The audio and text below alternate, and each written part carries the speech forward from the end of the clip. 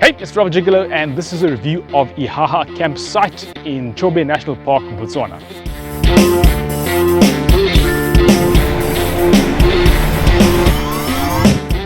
Ihaha is really well positioned on the Chobe Riverfront. It's about 40 kilometers from Kasane through the Sedudu Gate.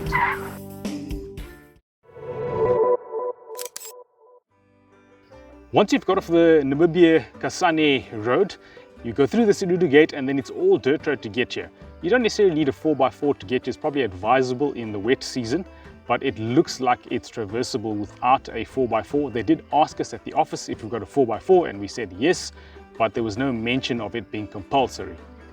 The road is quite silty and the middleman is quite high, so clearance is important, and it would be an advantage, of course, to have a four-wheel drive vehicle. The river road is easily traversable. It's got quite a high middle maniki, like I said, and it is sandy in some places. The roads that go down to the riverfront itself into the floodplain, there are times when you might need a 4x4 there because it is a bit wet in some instances. We're in December. The heavy rains are yet to really start, but there has been some significant rain in the area. So my advice would be, if you're coming here in the rainy season, then have a four-wheel drive. Getting here with a trailer shouldn't be too difficult. It's advisable to have an off-road trailer. I definitely think that you should try and have an off-road trailer if you can, but I think you can easily get here with the trailer or with an off-road caravan. There's no electricity at these campsites, and there's no lighting either. There is a set of ablutions which have showers and basins and toilets and the usual things that you would expect, as well as a wash-up area. The showers have hot water and cold water, so the hot water seems to be solar heated. However, I have used the hot water on the very first day that we were here, and that was a cloudy, rainy day, and we still had hot water, so I'm not sure if there's also some other sort of heating system going on there, but there is hot water and cold water. There are also lights in the ablution block, and those look to be run by a solar energy system. At the campsites themselves, there are a set of concrete tables on which you can put stuff and prepare stuff, I suppose. And there is also a fire pit, which is a steel fire pit, which is quite nice to have. There's also braai with a grid, which is nicely set up kind of at waist height. So the braai is quite nice actually, and it's suitable for quite a few people to braai on. I would say you could easily braai 4 or 5 people's food on that braai at the same time. Thankfully, the grid is also permanently attached, so hopefully it'll be here when you get here. There are no taps on the sites themselves. However, there are shared taps between the campsites. So from what we can see, there's one tap here for the 3 campsites that are adjacent to us. It's not clear if the water is potable. We generally don't drink the water unless we know for sure that it's potable, so it's unclear if that water is potable. The wash-up area is attached to the ablutions facility, and it has 3 basins, all with hot and cold water. The campsites themselves, I would say, are about 15 meters by 15 meters, maybe a bit more or less. I think you could easily fit a set of 3 or 4 tents here, plus your cars. It would be a bit of a squeeze at that. It's probably more suited to, say, 3 cars. The campsites do vary in size and in basic layout, but they're approximately the same size, maybe a bit more or less depending on which campsite you are on. They're generally flat, so the campsite we're on, which is campsite 9, has clearly been leveled, so it's been cut and filled, and you can see it's been leveled out. That is a little bit of a concern though, because there's a big slope here down towards the river, so it does mean that there's a possibility of rain water running through the campsite if you have a heavy downpour.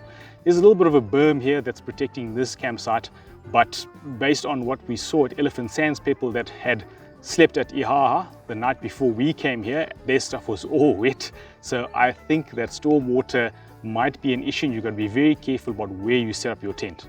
The surface is stony and sandy, so very little mud, if any.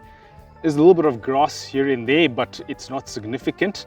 In fact, if anything, the campsite we're on in particular does need a bit of maintenance, so the grass needs to be cut back, or rather the vegetation needs to be cut back. It's kind of encroaching on some of the areas where you would sit, and the concrete plinth with the tables and the dustbin and the fire pit and so on. So a bit of maintenance there with a weed whack or something would be great. Otherwise, it's a fairly bare site. Shade is quite varying from site to site. Some of the sites have almost no shade at all. Some of the sites have a significant amount of shade. We have a bit of shade here, afternoon shade, and a bit of morning shade for the vehicle as well, but there's very little shade here in total. The spacing from site to site also varies. The site that's next to us is probably about 40 or so meters away. There's a bit of vegetation between the sites, so we can't see them, they can't see us, but of course we can hear each other. The next campsite is a fair way off, at least 100 meters away, and that's probably quite private as well. And as you go down, the spacing between the campsites varies quite significantly, so it really depends on where you are set up. There's also a dustbin on the site. It's actually a nice dustbin. It's a proper cage with a lid that slides closed, a nice heavy cage, so no issues with monkeys and baboons getting into there. Speaking of monkeys and baboons, there's quite a few of those around here. There are basically no purchaseables here. There's no shop. There's just a set of offices at the gate when you come in. We've managed to arrange 2 bundles of firewood, but other than that, there is basically nothing that you can buy here. You've got to bring everything that you need with you. This note includes fuel as well. The nearest place to fill up is Kasane, which is about 40 kilometers from here. Speaking of Kasane, it's a fairly significant little town. It has a couple of shopping centers, fuel stations, etc. So you can pretty much get everything that you would reasonably expect to need for camping, so food and drinks, etc, etc. So that's relatively nice in that it's quite close by and it's quite easily accessible, although it is a lot of dirt road to get there, so it's not that quick. We're here in the summertime. Gate times are from 5:30 in the morning to 7 p.m, which is quite nice because you've got a long day of wildlife viewing. So you can start really early in the morning and you can pretty much be out until the sun is setting. Booking has been a little bit complex. It's a little bit complex in Botswana, it seems. It's not easily done online. You've got to find the agent that runs the campsite that you want to book at. So for example, there's an agent for Ihaha and a couple of other campsites that they run, and I've put their details below to make that process a bit easier for you. Importantly though, when you come in, you can't pay your wildlife and conservation fees at the gate. You've got to do that prior. So either you do it in one of the major cities with DWNP, or you do it, or you arrange to do it online by credit card. It's a little bit complicated, but it can be done, and we did manage to do most of that before we came on the strip. The bathrooms are kept nice and clean. All the times we've been to the bathroom, that has been the case. The campsite, however, needs a little bit of maintenance, some really basic stuff like just whacking back the weeds and so on to make the different parts of the campsite more accessible. But otherwise, maintenance is pretty good. They've come in every morning to clean out our ash and to take the trash from the dustbin as well. It's a fairly simple campsite. It doesn't need much in the way of maintenance really. The bathrooms work, all the taps work, the hot water works, the cold water works, the shower heads work as well. That's typically a significant gripe of mine at campsites, is when the shower heads are not looked after and you can't have a pleasant shower. But we haven't found that to be the case here. Everything seems to work. It's a relatively simple setup, so yeah, I think they're doing pretty well from that. Just a bit of basic maintenance on the site to keep the weeds down. There's a little bit of cell phone signal here. If you up at the ablutions, that's a little bit higher than these campsites over here, but no data and the signal is intermittent, so cell phone signal is not great, which is fantastic. It would be even better if there was absolutely no cell phone signal. The one thing I think that could notably be improved on this site is to try and manage or prevent rainwater from coming down onto the campsite. It is on a significant slope, and it's an area that water will easily pool down. There's also a road that comes into the campsite, and that road is coming downhill into the campsite. So I can imagine that there could be some wash coming into the campsite as well. So a little bit of effort insofar as that is concerned might save people a lot of wetness in the rainy season. Being on the riverfront is great because the animals come down to the river to drink. Lots of elephants going through the site and other wildlife, so a bit of impala and so on, baboons and monkeys, of course. The set of lines that we saw yesterday were about 3 kilometers, maybe less, downriver, so definitely quite close to the campsites as well. So in terms of stuff to do here, it's basically wildlife viewing. Of course, lots of birds as well, lots of birds coming into the site, lots of waterfowl on the river as well. A few crocodiles as well, chasing those from time to time. A couple of fish jumping up and down. It's a really nice campsite from that point of view. Things to note: this is an unfenced campsite in a Big 5 park. Take sensible precaution insofar as that is concerned. Lots of baboons and monkeys coming through the camping area, so also be on the lookout for those guys. There are hippos in the river where we are camping. That we haven't seen them out of the river, but they probably do come out at night. We haven't had any close encounters with the hippos. And of course, like I said, there are lions as well in the park, and we've seen some relatively close down the river, about 3 kilometers driving, so it's probably less in a straight line. So yeah, you know, you've got to take, I think, sensible precautions so far as that is concerned. So what type of camp is this for? I think you've got to be not quite off-grid, but semi-off-grid type camper. There's no electricity here. I don't think the water is potable. There's no lighting.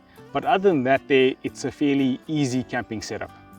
Of course, it is unfenced, so you must be someone that wants to camp in a Big 5 park that is unfenced. So what's here?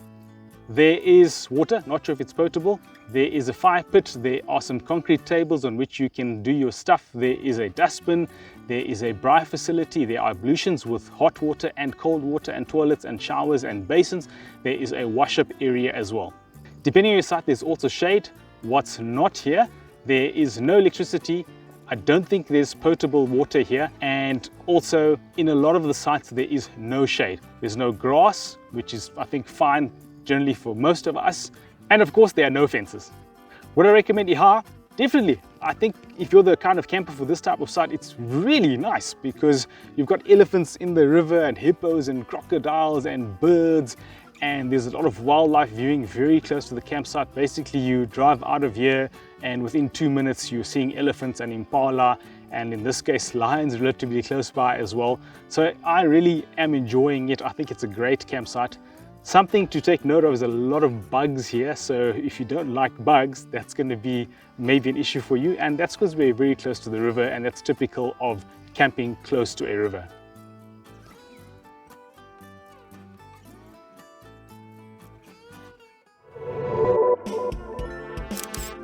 Hope you enjoyed this review. Hope you find it helpful and informative. If you did, definitely hit the like button. Buy me a coffee if you'd like to, or a super thank. That would be great. Thanks for supporting the channel in that manner if you do. For those of you that have subscribed, thanks. Always appreciate the support. If you haven't subscribed, then make sure you do subscribe to get more information and updates as we go along. And of course, if you have a comment or question, leave it in the comments below. I will definitely come back to your questions. And until the next episode, go everywhere, see everything, have a great time.